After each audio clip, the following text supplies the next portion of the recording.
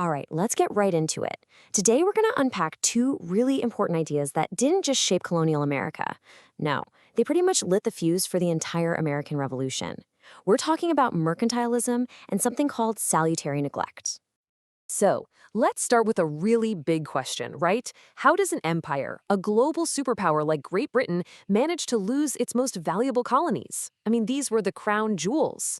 Well, the answer, as you'll see, is this incredible story about rules, rebellion, and a whole lot of ocean. Okay, first things first. You gotta understand the official rulebook that governed everything. This whole system was called mercantilism.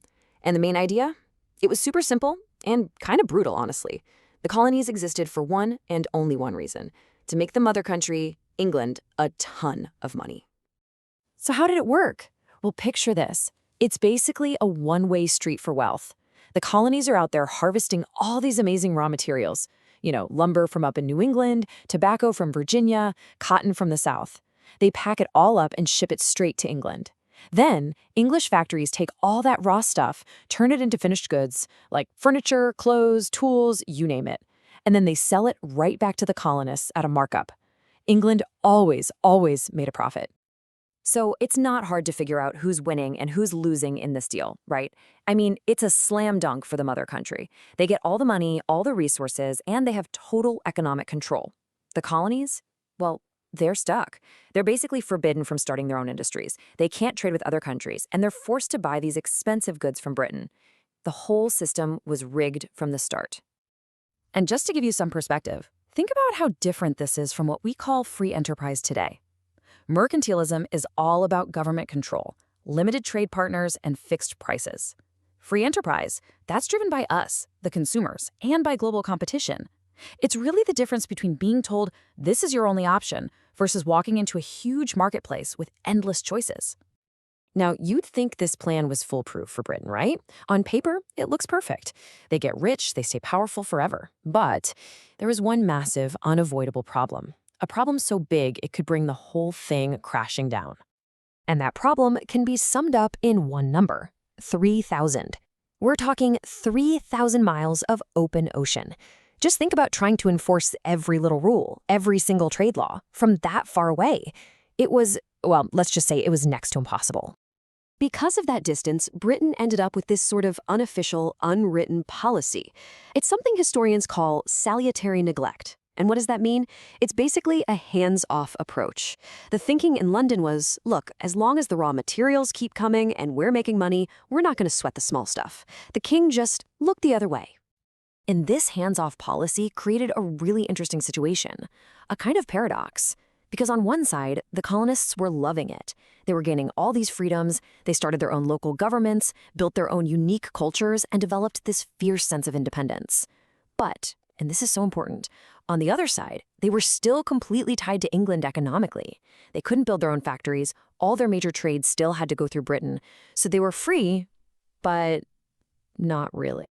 And you know what? For decades, this weird, wobbly balance actually worked. The colonies felt politically independent even while they were economically dependent. It was a delicate truce, a fragile peace.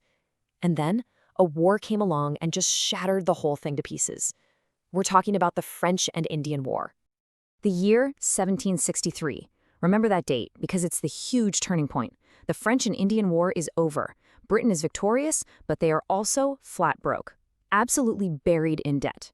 And how are they going to fix that? By changing their entire relationship with the colonies, like overnight.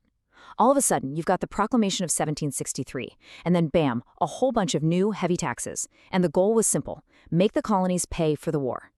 That Proclamation of 1763 was the first real shock to the system. You can see it right here on the map. It drew this imaginary line right down the Appalachian Mountains and told the colonists, no, you cannot settle west of this line.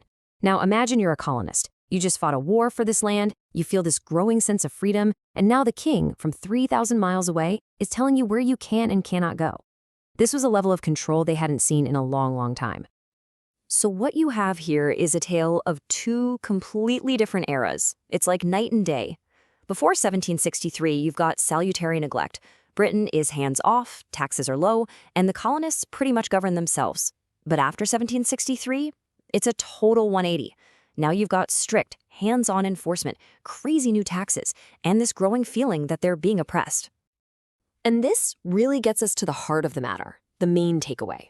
When Britain ended that hands-off policy, it wasn't just some small thing the colonists were annoyed about. No, this was the first huge grievance. It was the spark that lit the fire. This is what put the colonies on a collision course with Great Britain, a path that led directly to the American Revolution. But this wasn't an overnight explosion. It was more like a slow burn. It took 13 years for that tension to build. 13 years of protests, new taxes, and just growing anger between that turning point in 1763 and the moment they finally declared independence in 1776. So that leaves us with one last big question to think about. For the better part of a century, the colonists got a real taste of freedom, all thanks to Britain's neglect. So you have to wonder, what if Britain had never changed course? What if they'd never tried to tighten the leash? If salutary neglect had just continued? Would there have even been an American Revolution?